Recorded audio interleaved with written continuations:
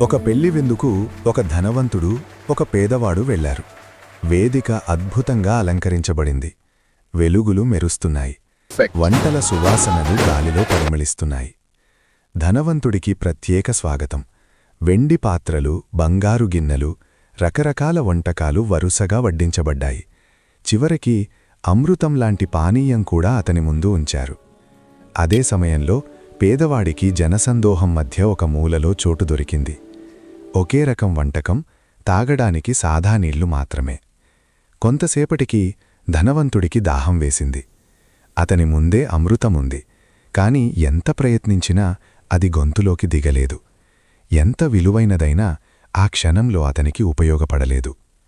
అతను చుట్టూ చూశాడు. పక్కనే పేదవాడి దగ్గర ఒక గ్లాసు నీళ్లున్నాయి. సంకోచంగా అడిగాడు, కొంచెం నీళ్లు ఇస్తావా?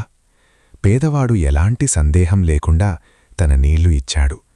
ఆ సాధారణ నీళ్లు ధనవంతుడి దాహాన్ని తీర్చాయి. ఆ క్షణంలో ఒక సత్యం స్పష్టమైంది.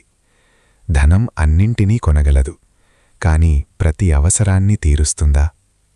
సౌకర్యాలున్నా మనిషి మీద ఆధారపడక తప్పదు. జీవితంలో ఎవరు పెద్దవారు, ఎవరు చిన్నవారు అనేది సంపదతో కాదు, అవసరమైన సమయంలో ఎవరు తోడుంటారనే దానితో నిర్ణయించబడుతుంది. ధనవంతుడికి అన్నీ ఉన్నా ఆ క్షణంలో అతనికి అవసరమైనది పేదవాడి సహాయం. మనిషి ఎంత సంపన్నుడైనా మరో మనిషి లేకుండా పూర్తికాడు.